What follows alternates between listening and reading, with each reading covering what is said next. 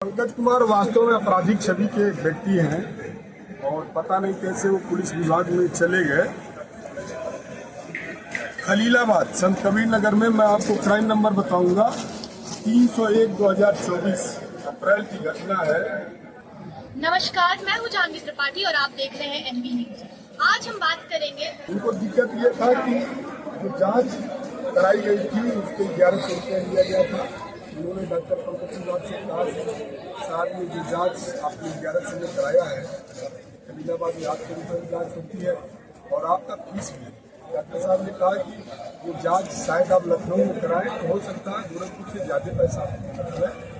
और मेरे फीस की जहाँ तक बात है, बाहर लिस्ट लगी हुई है, जो संतुष्ट होता है वो लिखाता है। इसके पंकज कुमार डॉक्टर साहब से लोग जो के लिए बाहर कर्मचारी आवाज सुने तो पंकज कुमार को पकड़ करके बाहर कर दिए, जिस पर कर्मचारियों द्वारा और डॉक्टर माधवी दोनों सरकारी की पत्नी है, उनके द्वारा पुलिस को सूचना दी गई। टैंक थाने की पुलिस आई, दोनों पक्ष थाने पर गया, दोनों पक्ष से थाने पर तहरीर के कुछ समय बाद पुलिस से पूछा गया कि आप लोग क्या चाहते हैं। दोनों लोग एक दूसरे के व्यवहार से संतुष्ट थे। उन्होंने कहा कि हम लोग कोई मुकदमा दर्ज कराना नहीं चाहते। पुलिस ने दोनों पक्षों को पूछा। अब हुआ क्या, 3 तारीख को पंकज कुमार के मन में क्या था, पंकज कुमार अचानक आए, उनके पीछे सीसी कैमरे में दिख रहा है पीआरबी के 2 पुलिसकर्मी जा रहे हैं और डॉक्टर साहब का चैम्बर खोल करके अचानक डॉक्टर साहब के ऊपर प्राणघातक हमला कर दिए। उनके सर पे चोट लगी मिडिल में और डॉक्टर साहब बेहोश होकर के गिर गए। तब तक कर्मचारियों को पता चला, कर्मचारी उनको बाहर किए और पुलिस के उच्च अधिकारियों को सूचना दी गई।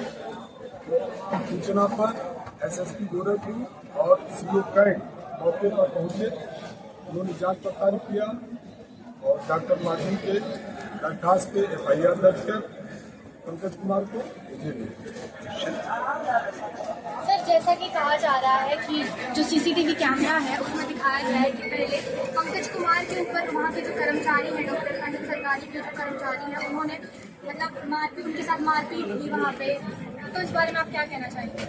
आप सीसी फुटेज अगर ध्यान से आप देखेंगे तो आपको समझ में आएगा कि कर्मचारी मार नहीं बल्कि उनको जबरदस्ती खींच करके बाहर कर रहे हैं। देखने का अपना नजरिया है और किसी को जबरदस्ती अगर वो नहीं मान रहा है तो जबरदस्ती बलपूर्वक अगर खींच रहे हैं तो देखने में किसी को समझ में आता है कि वो मार रहा है, किसी को समझ में आ रहा है कि वो अपना ताकत लगा करके उनको खींच करके। सर, जो उनके शरीर पे चोट के निशान हैं, जो मारा पाई, वो कह रहे हैं, उनके परिवार कह रहे हैं, पंकज कुमार के परिवार कह रहे हैं कि उनके साथ मारापीटी हुई है, उनके शरीर पे चोट के निशान है। आप इस बारे में क्या कहेंगे? सीसीटीवी तो चलिए ठीक है कि उसको दिखाया जा रहा है, वो खींच के बाहर ले जा रहे हैं, पर उनके शरीर पे जो निशान है उस पर क्या कहेंगे? जो उनके शरीर पे निशान है, जो फोटो वायरल हो रहा है, उसको आप ध्यान से देखिए। अगर उतनी चोट लगी रहेगी तो आदमी चलने फिरने की स्थिति में नहीं रहेगा।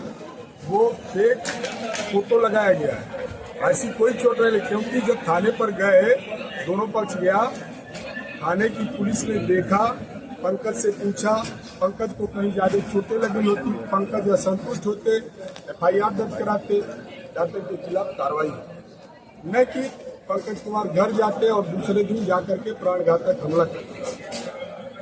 सर, कहा जा रहा है कि जो पंकज कुमार हैं उनके ऊपर पॉस्को का मतलब वो पॉस्को में भी अपराधी हैं और कहा जा रहा है कि उनकी हमेशा से ही ऐसे अपराधी प्रवृत्ति रह चुकी है। तो इस बारे में आप क्या कहना चाहते हैं? मौजूद है गोरखपुर के कचहरी में, जहां हम बात करेंगे गोरखपुर के जाने माने डॉक्टर अनुज सरकारी के केस के बारे में।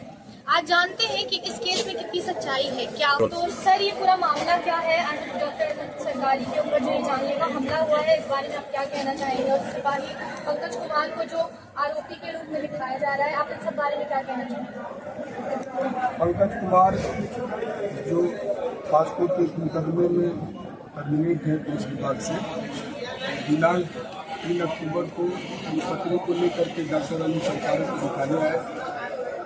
डॉक्टर अनुज सरकारी ने देखा और उनसे कहा कि बिना जांच रिपोर्ट के हम सही इलाज नहीं कर पाएंगे। उन्होंने जांच के लिए लिखा और जांच के बाद उन्होंने कहा पंकज कुमार से कि आपकी पत्नी का जो जाँच रिपोर्ट है वो नॉर्मल है और उसमें कोई दिक्कत नहीं है, कोई दवा की जरूरत नहीं है और अगर आप संतुष्ट नहीं हैं तो 1 महीने के लिए उन्होंने दवा लिख दिया और कहा कि 1 महीने के बाद अगर कोई दिक्कत लगती है तो दिखाइए, नहीं तो दिखाने की जरूरत नहीं है। इस पर जो है पंकज कुमार और पंकज कुमार की पत्नी वो संतुष्ट थे। पंकज कुमार वास्तव में आपराधिक छवि के एक व्यक्ति हैं और पता नहीं कैसे वो पुलिस विभाग में चले गए। खलीलाबाद संत कबीर नगर में मैं आपको क्राइम नंबर बताऊंगा, 301/2024 अप्रैल की घटना है। वहाँ एक कोचिंग सेंटर में जाने वाली पढ़ने वाली लड़की को पंकज कुमार कई दिन से छेड़ रहे थे। पंकज कुमार छेड़ रहे थे, उस लड़की ने अपने माता पिता को बताया, उनके माता पिता जाकर के पंकज कुमार के यहाँ शिकायत किए, जिससे वो नाराज होकर के दिनांक आपको डेट बता दें, दिनांक 16/4/2024 को 4:30 बजे जाकर के पंकज कुमार कोचिंग में जबरदस्ती घुस करके उस लड़की का हाथ पकड़कर जबरदस्ती खींच रहे हैं और किसी तरह से बीच बचाव करके उस लड़की का जान बचाया गया। और ये तहरीर, ये जो मुकदमा खलीलाबाद थाने में लिखाया गया, ये पीड़ित लड़की के माँ बाप द्वारा नहीं दर्ज कराया गया, कोचिंग संचालक के द्वारा दर्ज कराया गया। अगर माँ बाप द्वारा दर्ज कराया जाता तो ये होता कि बढ़ा चढ़ करके दर्ज कराया गया है और इसमें पास्को में उनके खिलाफ चार्जशीट आई है। इसी मुकदमे में वो टर्मिनेट है। पंकज कुमार सीधे साधे सज्जन व्यक्ति नहीं है, वो अपराधी छवि के व्यक्ति हैं। और हमारा संगठन या और सामाजिक संगठन गोरखपुर के यहाँ तक माननीय एमएलसी साहब जब तक ये नहीं जान रहे थे कि पंकज कुमार आपराधिक है और पास्को के मुकदमे उनके ऊपर है, चार्जशीट की वजह से उनको टर्मिनेट किया गया, सस्पेंड किया गया है, तब तक सारे लोग उनकी लड़ाई लड़ रहे थे। कल न्यायालय में रिपोर्ट आने के बाद जैसे ही 12:30 बजे 1 बजे बहस हुआ, वो रिपोर्ट आई कि पंकज कुमार के खिलाफ खलीलाबाद में पास्को में मुकदमा दर्ज है और वो अपराधी हैं, उसी वजह से पुलिस से टर्मिनेट है, पुलिस विभाग से।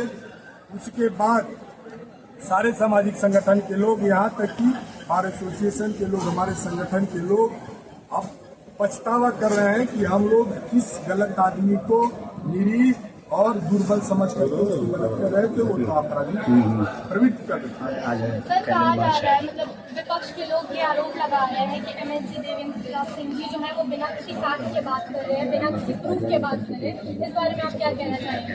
एमएलसी साहब को सही जानकारी नहीं थी। वास्तव में एमएलसी साहब नेता हैं और संघर्षों में तपे और बड़े नेता हैं। उनको जब तक ये जानकारी नहीं थी कि पंकज कुमार अपराधी है, तब तक उसको निर्दोष मान करके उसकी लड़ाई वो लड़ रहे थे। कल 3 बजे के बाद जब उनको जानकारी हुई कि पंकज कुमार शरीफ और सज्जन निरीह व्यक्ति नहीं है, बल्कि वो अपराधिक है और अपराध में लिप्त होने के कारण उसको पुलिस विभाग से निकाला गया है, तब से वो इस चर्चा को छोड़ दिए हैं कि पंकज कुमार की लड़ाई वो छोड़ दिए हैं, वो भी पश्चाताप कर रहे हैं। तो क्या एमएलसी सर ने अब अपना धरना जो वो करने वाले थे अब वो वापस ले लिया है? और जो पंकज कुमार की बीवी है वो भी धरने पे बैठी थी, धमकियां दे रही थी, कह रही थी कि हम भी धरने पे बैठेंगे, हम अन्याय पे न्याय की जीत कराएंगे, ऐसा कुछ। तो क्या मतलब धरना वापस हो रहा है, सब लोग वापस ले रहे हैं? अब तो एमएलसी साहब का धरना कल समाप्त हो गया। आगे के विषय में उनसे मेरी कोई वार्ता नहीं हुई, लेकिन पंकज कुमार की पत्नी का जहाँ तक है, पहले तो ये बताना कि उनके पति इतने साफ सुथरे और किस छवि के हैं और क्या अपराध उनके साथ हुआ है। उनके साथ अगर अपराध हुआ होता तो पंकज कुमार 3 की घटना को लेकर के थाना कैंट में मुकदमा दर्ज कराते, क्योंकि वो पुलिसकर्मी है, कानून के रक्षक है, उनको पुलिस पे भरोसा होना चाहिए, कानून पे भरोसा होना चाहिए। मुकदमा दर्ज कराते, चार्जशीट आती, डॉक्टर साहब दोषी होते, दंडित होते, नहीं कि वो जाकर के जान से मारते होते। तो क्या इसमें प्रशासन का ये रोल, आप क्या इसमें प्रशासन की कमी मान सकते हैं कि पंकज कुमार के साथ जो पहले हाथापाई हुई उन्होंने उस टाइम पे नहीं कराया, उन्होंने एफआईआर दर्ज नहीं कराई या उन्होंने कोई शिकायत नहीं कराई, या फिर ये हो सकता है कि थाना प्रभारी ने या फिर पुलिस ने ये शिकायत उनकी दर्ज ही नहीं की? नहीं, पुलिस विभाग की थोड़ी लापरवाही है, क्योंकि अगर उनको लगता कि ऐसा हो रहा है तो थाना कैंट को उनका मुकदमा दर्ज करना चाहिए था। मुकदमा दर्ज करके वो कार्रवाई करते, लेकिन अब उसमें पूर्ण दोषी तो पुलिस को नहीं इसलिए माना जा सकता क्योंकि पंकज कुमार खुद वहां से संतुष्ट होकर के गए। उन्होंने कहा वहाँ थाना इंचार्ज से कि मैं इसके कोई कार्रवाई नहीं चाहता। बने रहिए NB न्यूज के साथ। मैं हूं जानवी त्रिपाठी, कैमरा पर्सन आलम के साथ।